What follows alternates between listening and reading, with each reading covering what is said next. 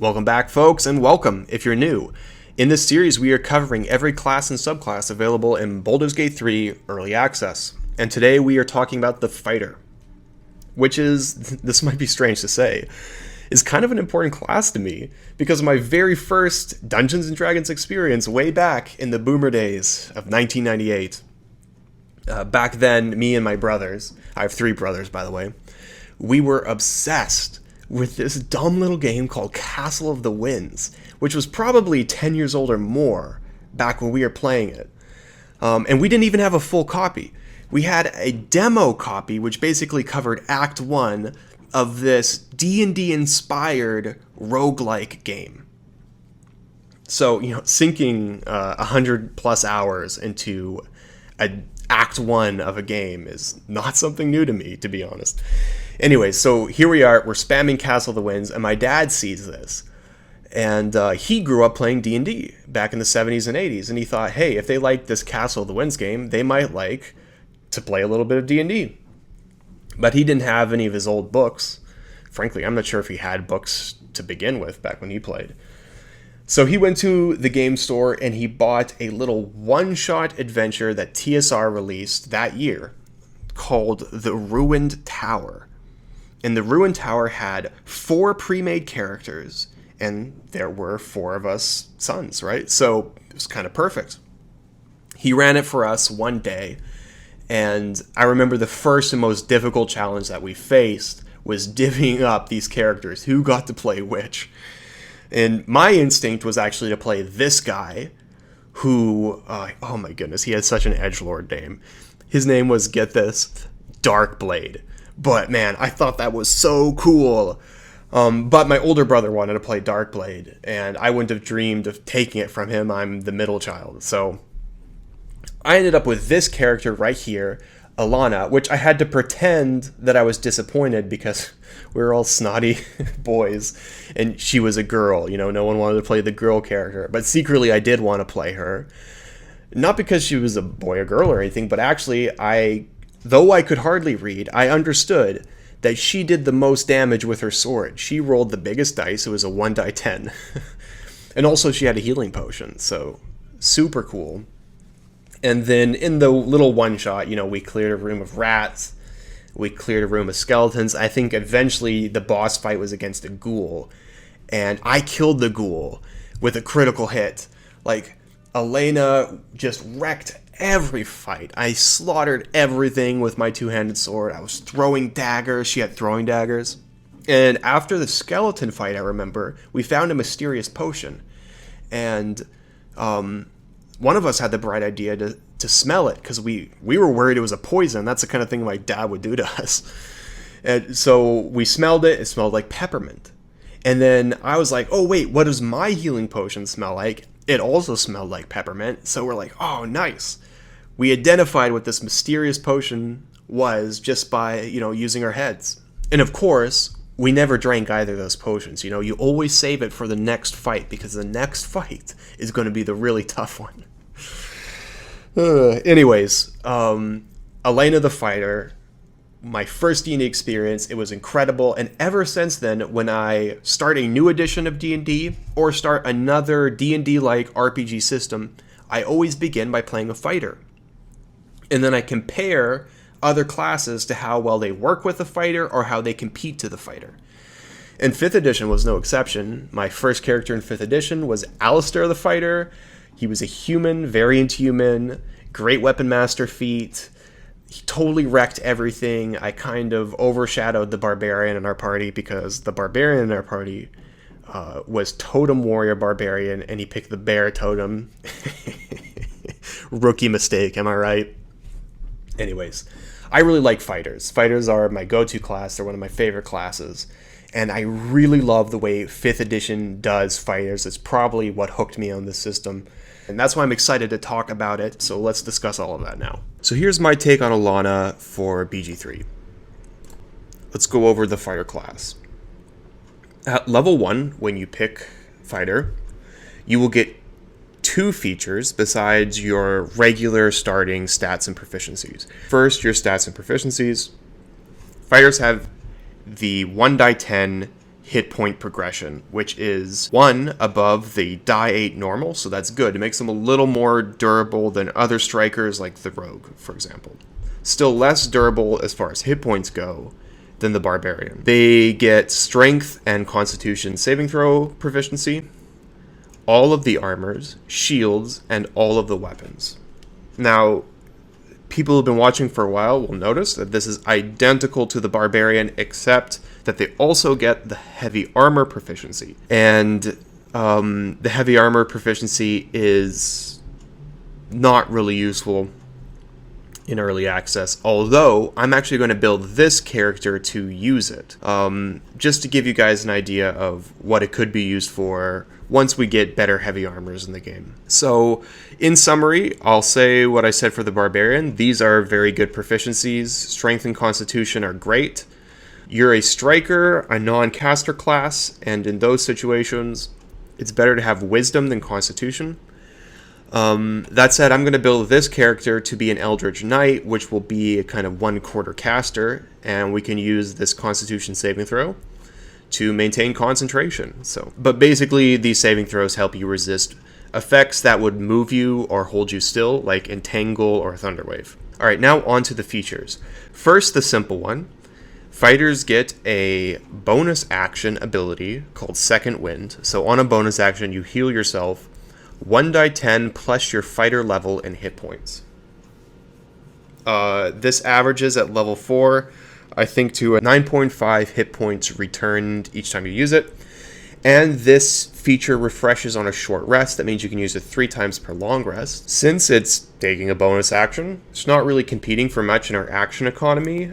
I use this every short rest. I always find a way to weave this in.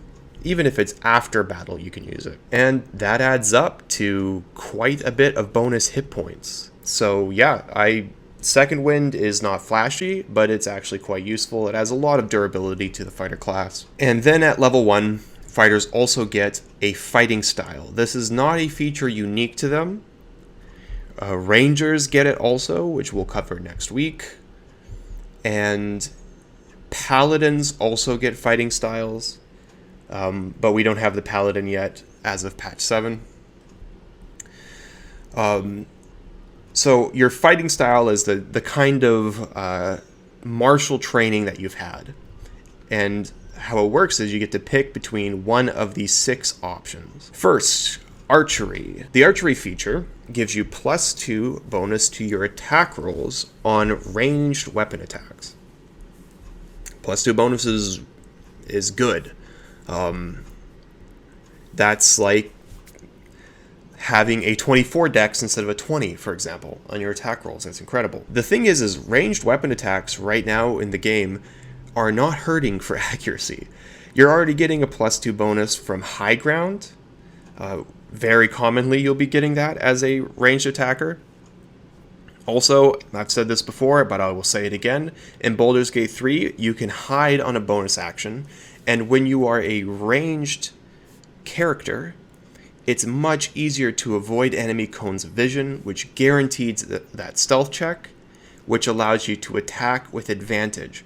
So you're already getting advantage on your ranged attacks pretty much every turn. You're getting the +2 from high ground pretty much every turn. With this, you'll be getting another +2, and you effectively never miss. But the real problem is that ranged weapons, right now in early access, don't do very much damage. There are ranged spells which do a lot of damage, but not any good damaging ranged magical weapons in the game, and there's no crossbow expert feat that allows you to trade accuracy for more damage. So even though the archery bonus is very nice, and it will be incredible once we have, of course, the crossbow expert feat, for now it's a little bit of overkill. You're already hitting all your ranged attacks practically. Next up is defense. Defense adds +1 to your armor class while you are wearing armor, which will be always.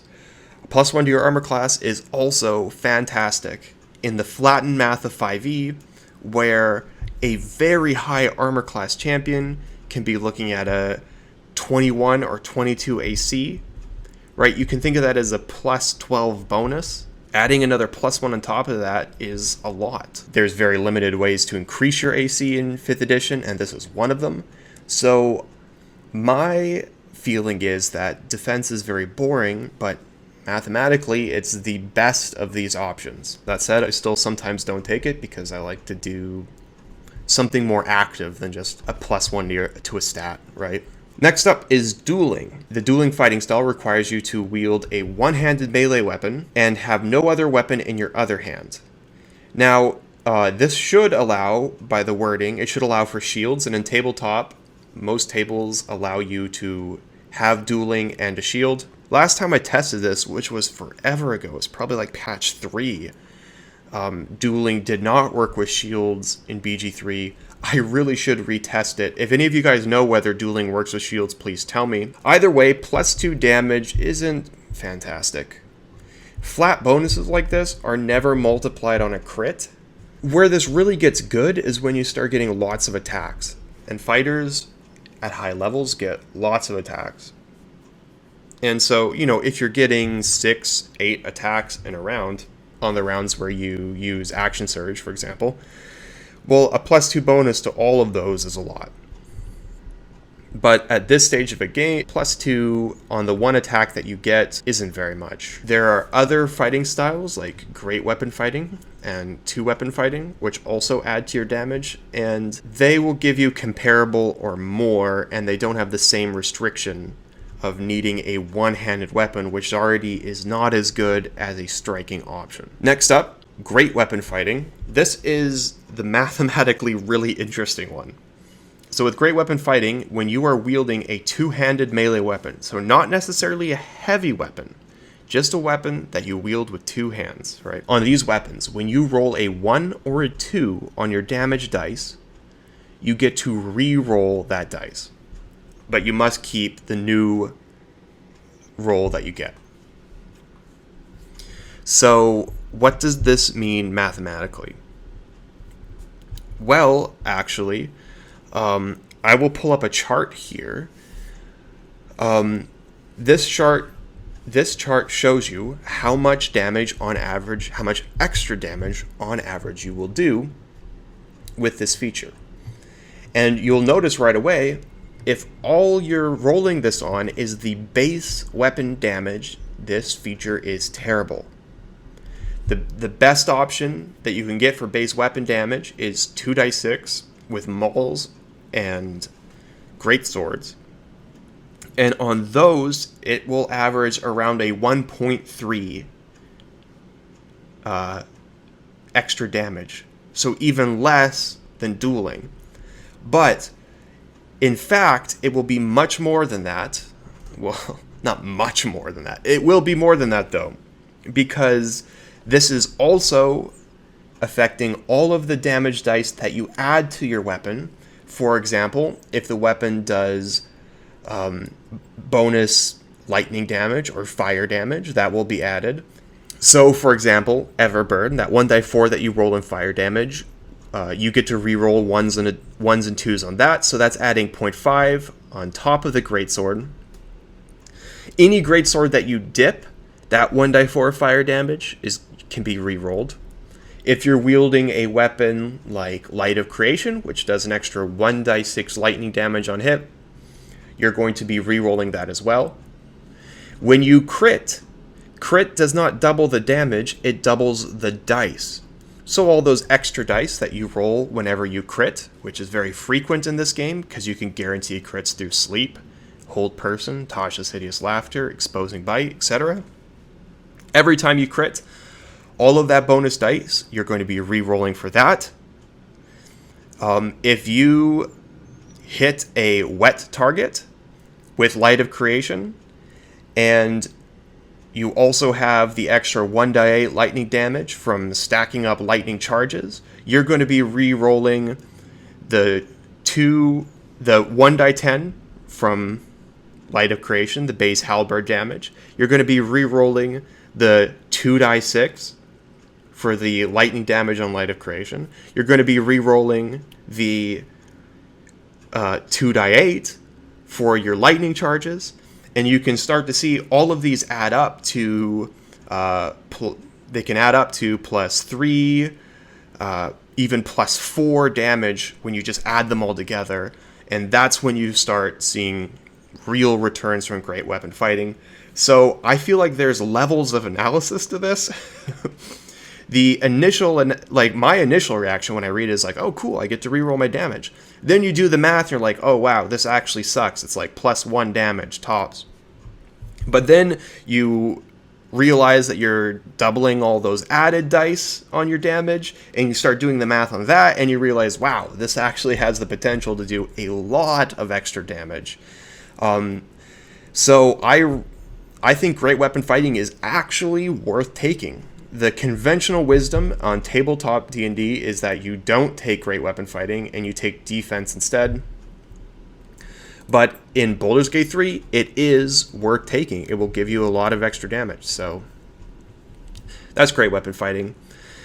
Protection. Protection is an interesting one. This is a fighting style that you have to be using a shield to use. When you're using a shield and you are standing within 1.5 meters or 5 feet, if you use feet, of an ally and an enemy attacks that ally, you can use your reaction to impose disadvantage on that enemy attack. Now, this is actually really good. It's getting consistent use out of your reaction, although it chains you to an ally, but that's not as big of a deal in Baldur's Gate 3, where you're controlling, 4 units. If you're playing multiplayer and one of you, either you or your friend have to be chained to somebody, you don't have the freedom to move, that's kind of a pain. But if you're playing single player and you have control of all these party members, investing in protection can actually be pretty good. And honestly, in my runs, not in Baldur's Gate 3, but in Solasta, I often use the protection fighting style, because imposing disadvantage on enemy attacks can be very strong. Finally, the last one, 2-weapon fighting style. This is probably the sexiest one. But it restricts you to the dual-wielding fighting style.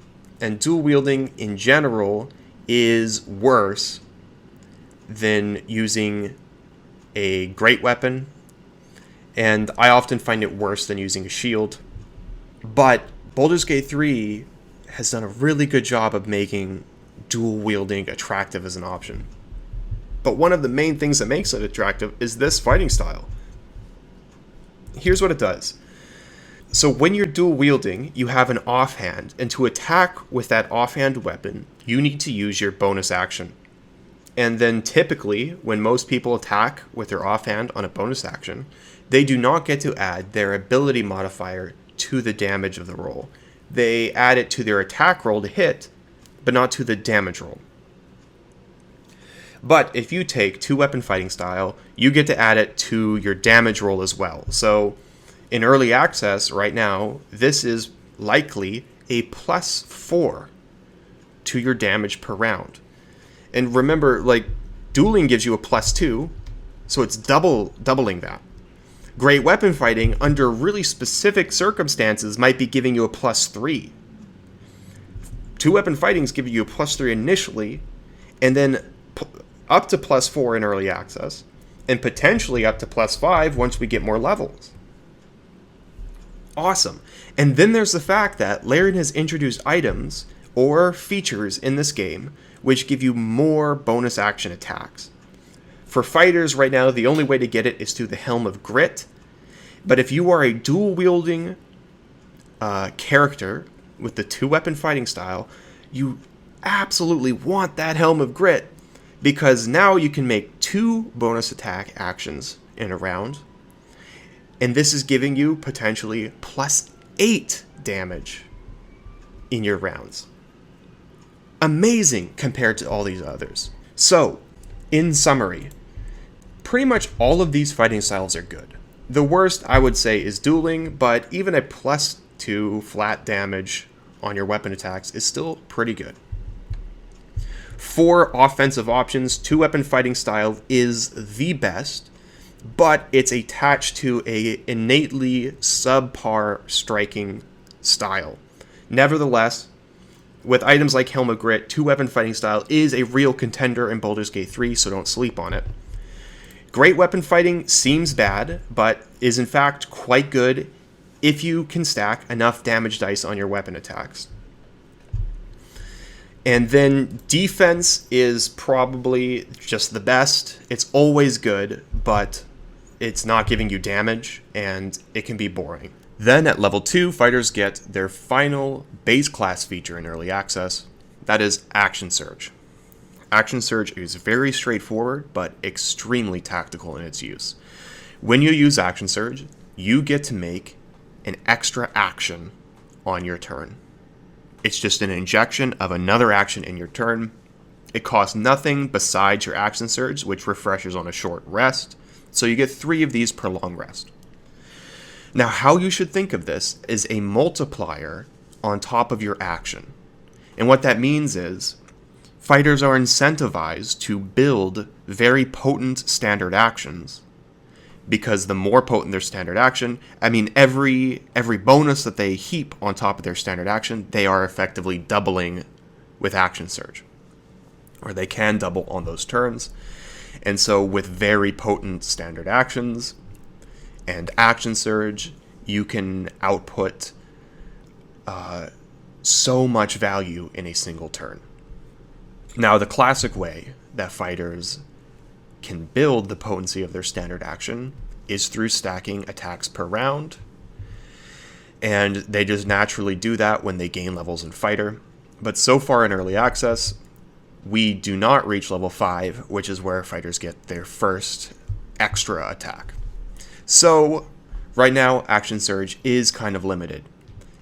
It's good, but not as great as it will be once we have more levels to scale, because this is one of these abilities that you get early, but that scales so well into the late game. Nevertheless, there are decisions you can make to improve the value of your action, and thus improve the value of Action Surge. There are, of course, build decisions, like for example, if you take Great Weapon Master Feat at level 4, but I actually don't want to talk about those. I prefer to focus on the actual tactical choices you make in combat with this skill, because the value of your action from turn to turn is not identical. There are times where the value of your action spikes, and it can spike a lot to almost double its value. How? Well, the classic way, the paradigmatic way that this happens is when you can use this extra action to kill an enemy. And when you do that, you should see the value of using Action Surge in this situation as not only giving you the value of your action, but as giving you the value of the enemy's next turn, which you've effectively canceled. If you can kill them before they take their actions, all of that value is added to the value of your Action Surge. If you picture it that way, you can start to see how strong this ability can be. There are other situations, of course, too. Typically, when enemies have status effects that make your action stronger. For example, if you're ever attacking with advantage, that's a fantastic time to use Action Surge. If you're attacking sleeping targets or paralyzed targets, it's another fantastic time to use Action Surge. So the scaling on this is really good, and it's sneakily good if you use it at the right times in a combat.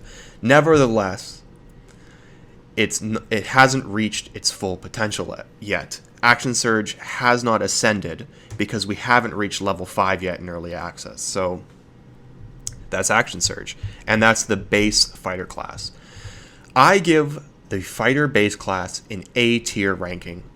They are a striker class that focuses particularly on burst damage using your attack action. And they're a little more durable than other striker classes, like for example Rangers and Rogues. But still not as durable, not as consistently durable as Barbarians. Compared to the Barbarian base class, fighters are a more tactically burst-oriented class, and the actual round-over-round value of the fighter base class will be less than the barbarian. And, as I said, I think as a base class they are a tad worse than the barbarian. Nevertheless, don't sleep on them. You can get more value out of fighters with the proper use of action surge. But that's just the fighter base class. Now let's talk about its subclasses. Fighters get their subclass choice at level 3. In an early access, we have 2 options to choose from: Battlemaster and Eldritch Knight. We're going to start with Battlemaster. And here I'm actually in Lae'zel's level up screen because in my runs, Lae'zel is the only Battlemaster I use. Okay, Battlemasters add one feature to the fighter base class, and that is maneuvers. Maneuvers are like the fighter equivalent of spells. Just like spells, they have a kind of spell slot system, which is called superiority dice. When you take this subclass at level 3, you will have 4 superiority dice, and the dice will be 1d8s. After early access, as you level in the Battlemaster class, the value of your superiority dice will improve to die 10 and eventually die 12. Superiority dice, like I said, are like spell slots. You get to expend them to do maneuvers, which are like your spells.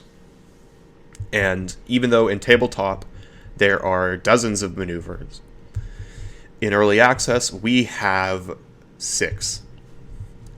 And you get to choose 3 of them when you take this subclass at level 3. Let's go over them one by one. I will try to make this quick because I don't want this video to go an hour long like last one. So, let's start out with Menacing Attack. Menacing Attack is what I call a 2-hit maneuver. Why 2 hits? Because you have to hit twice with it to get the full effect. So here's what happens. You're going to choose to make a menacing attack. And if that you make it like a standard attack, you roll to hit. If that attack hits, then you take your superiority dice and roll it, expending that dice, and you add whatever you roll on that dice to the damage of your attack. That's the first hit. The second hit is when the enemy makes a saving throw against your DC. Your DC is determined by your strength or dexterity, whichever is higher. They make a saving throw, in this case a wisdom saving throw, to resist becoming frightened. Okay, so frightened as a condition, let's look here. Frightened creatures have disadvantage on ability checks and attack rolls, and that's whenever the source of their fear is within line of sight. That's an okay debuff, but here's the thing. You're a striker class. If you are attacking a unit, that unit is likely going to die in a few turns. So how many attacks are you really imposing disadvantage on when you frighten them? And then what are the odds that the frightening will even go through? I mean, first you have to hit an attack, then they have to fail their saving throw. It's like the frightened effect is being made at disadvantage. The math is very similar because you have to hit twice with it. And so it's not likely to happen. Menacing Attack used to be absolutely insane in earlier patches when enemies would run away from you, proccing attacks of opportunity, but that was honestly probably too overpowered, and Larian has now fixed it. Right now, I would say it's decent, but not the best 2-hit attack, and definitely not the best maneuver. You can pass on this, and you won't really notice. Pushing Attack is next. Pushing Attack is also a 2-hit maneuver. It functions the same way as Menacing Attack, except the enemy makes a strength saving throw, or they get pushed back 4.5 meters.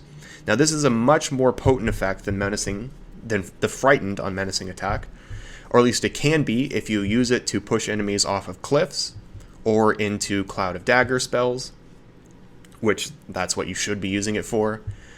In those situations, it's very valuable. You'll be adding a lot of extra damage on your turn, so it's good to have around for that. Also, you should note This will allow you to push large enemies which you couldn't otherwise move with shove. So for example, owlbears, bullays, minotaurs, they can all get pushed with pushing attack, but they can't be shoved. So it's really good to have around. For that reason, I almost always take pushing attack on my battle masters.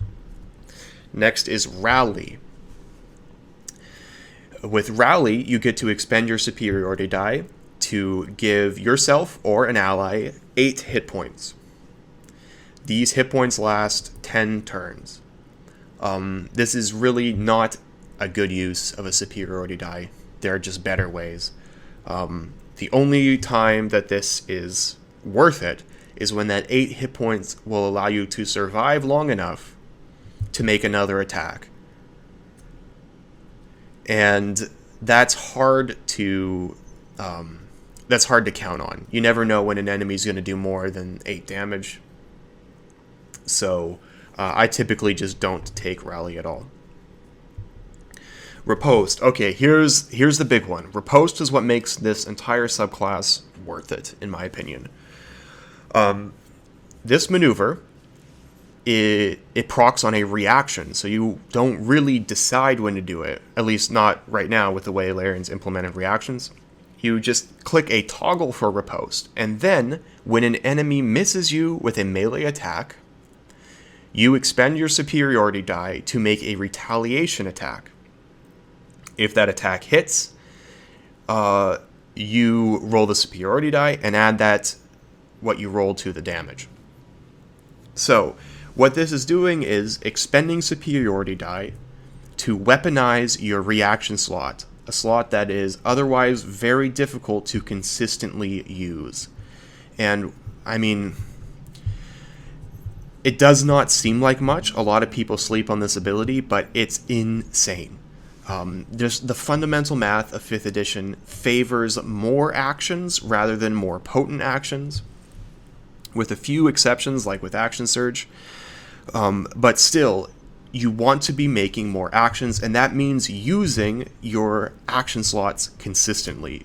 Every turn, you want to find a use for your bonus action, your reaction, your concentration, and your standard action. And if you can do that, you will win out in the math of 5th edition because you are just taking more actions than your enemies, and that is the important part of the system. Riposte is, I think, to my knowledge, the best use of a reaction in the game. The most efficient use of a reaction in the game. You're using it to make a standard attack consistently. It's like an attack of opportunity that you could proc way more often. And remember, fighters are already incentivized to scale up the value of their attacks. More attacks is good for fighters because they have a lot of multipliers on them. This is another multiplier on top of it. You can see what this does to your damage per round if you go to my website and look at the Battlemaster graph. In some of my builds and playthroughs, getting riposte effectively doubles my damage per round on Lae'zel. So just take it. Save like 90% of your superiority dice uses on it. I mean, basically make it 100%. Use superiority die exclusively for riposte unless there are times where you can push, trip, or disarm a unit to kill them. That's my recommendation. Okay, let's finish though with these last two. Trip attack is a double hit attack. It functions the same as pushing attack and menacing attack. Only the target must make, I think it's a strength saving throw, or be knocked prone. Typically not a great use because it's difficult to get that actual trip because of the 2 hits. But what you can use it for is trip an opponent, action surge right away, and then make an attack with advantage on your action surge. It can be good for that. I still seldom use it. I find it's better just to save the superiority dice for riposte.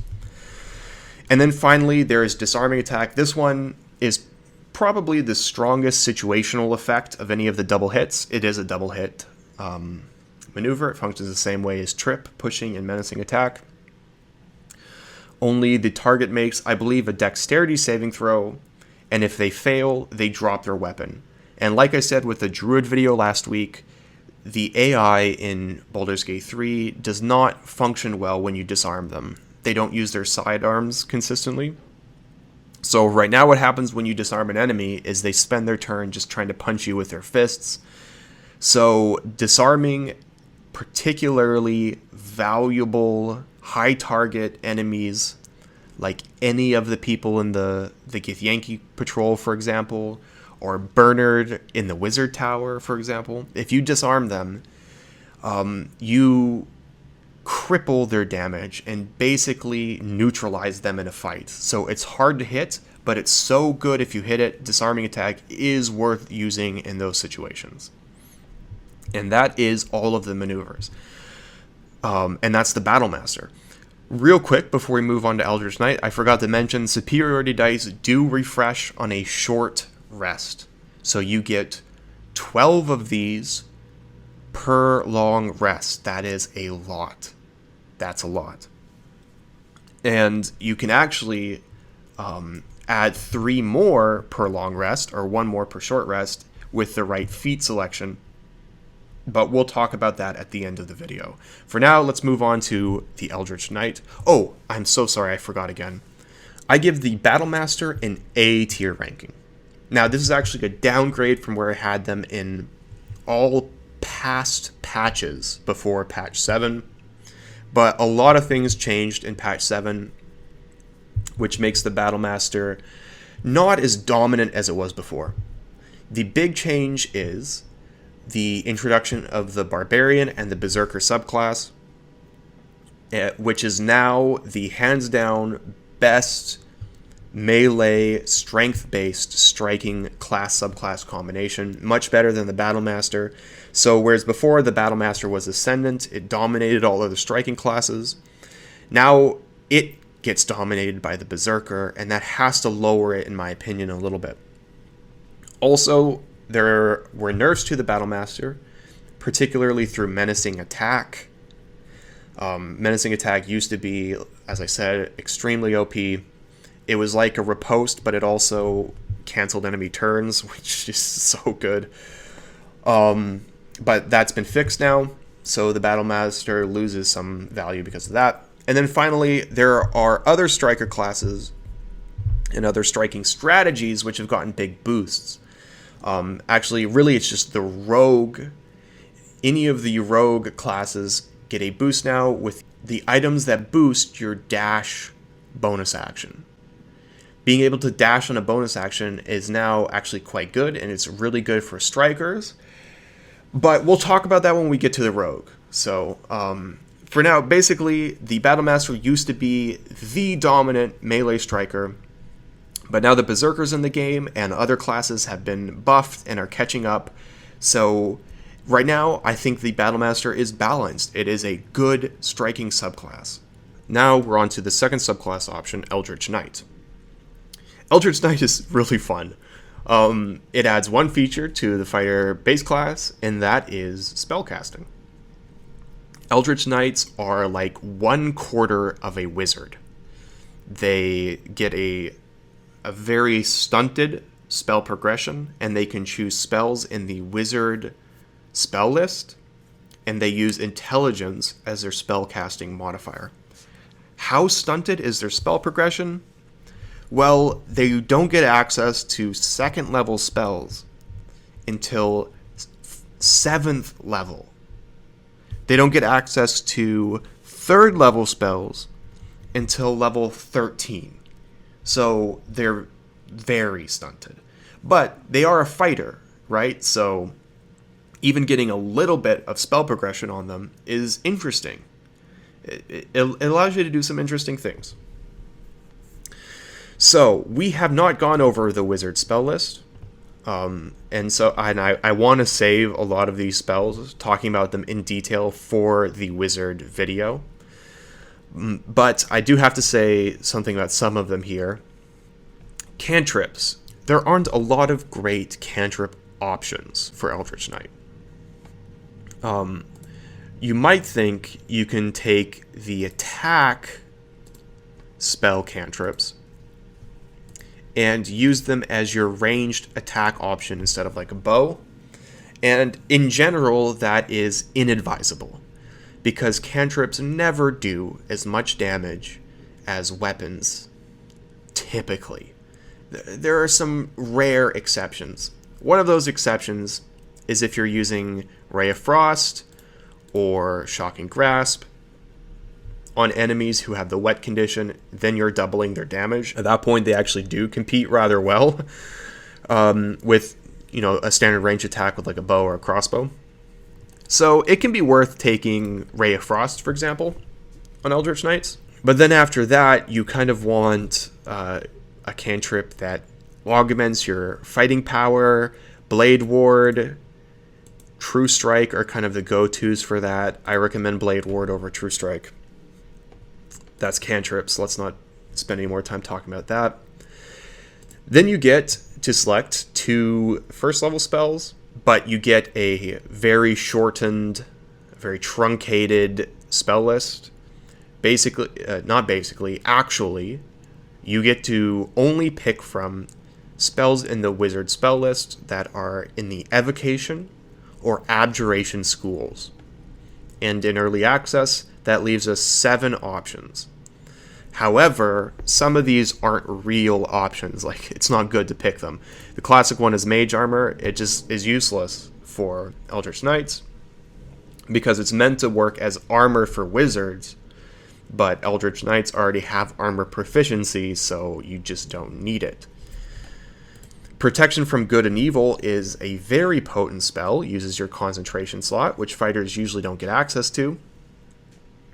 However, it's really situational. It only works in fights against Celestials, Elementals, Fae, Fiends, and Undead. There are some Fae and some Undead fights in early access, but they're not particularly difficult. So you don't get a ton of use out of Protection from Evil and Good in the game right now. In those fights, you can just use a scroll for it, for example.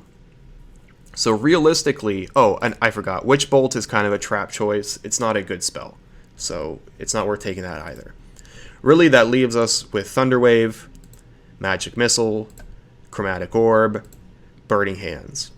I recommend selecting Burning Hands and Chromatic Orb. Why? Burning Hands, combined with the Circlet of Fire, will guarantee you an extra bonus action, which, especially if you take the 2-weapon fighting style, is actually a very high-valued action for fighters. So that combination is really strong. I recommend it.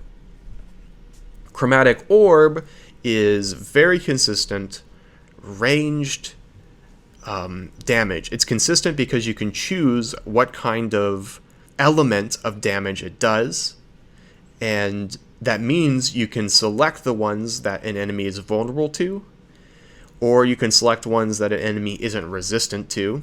That makes it consistent. And against wet targets, of course, lightning and cold not only do a lot of damage, they also apply crowd control effects. So these are your most consistent spells in the Eldritch Knight spell list. Now, you do get to choose one spell that isn't evocation or abjuration. You get one, just one. So choose wisely. And really, I feel like there's a single optimal choice. It's sleep. With sleep, you can put a target to sleep, action surge, crit them for 30 plus damage, and they're dead. It guarantees the crit. It's a very high valued turn. Sleep in general is just strong because it doesn't require a saving throw, and your intelligence might not be that high because you really want to be investing your attribute points in strength and constitution. So for me, it's sleep all the way. If you don't want to do sleep, though, Tasha's Hideous Laughter is very similar. It's like a single target version of sleep, but it doesn't have the difficulties with needing enemies to be below a certain health. Jump is really good on fighters who build a lot of strength. Jumping, of course, scales with your strength. So if you can cast Jump on yourself, you have a ton of mobility. But it's probably better just to have Gale cast Jump on you than you spending this one valuable slot on learning jump. So yeah, that's my recommendations for Eldritch Knight spell choice. How do we rank the Eldritch Knight? Well, this is the first one I'm going to be doing this with. I rank the Eldritch Knight as an RP tier class. RP stands for roleplay, and this tier is reserved for classes that are completely and entirely outcompeted by alternative options, and so it's never optimal to select them over a different option.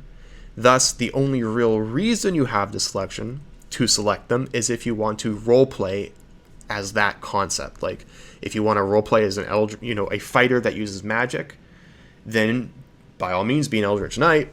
But Battlemaster is always better.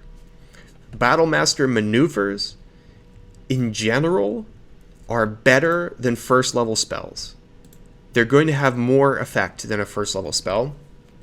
And you are getting, as a Battlemaster, 12 of them per long rest, potentially more. Whereas the Eldritch Knight only gets, at level 4, 3 spell slots per long rest. So you're getting a quarter of the uses on worse spells than the Battlemaster's maneuvers. And so yeah, I mean, that's really all there is to it. It's just always better to pick a Battlemaster. That said, I've played a ton of Eldritch Knights because I like them. I like the concept. RP tier doesn't mean don't play it. It just means from an optimization standpoint, there is always a better choice. And that's where the Eldritch Knight is now.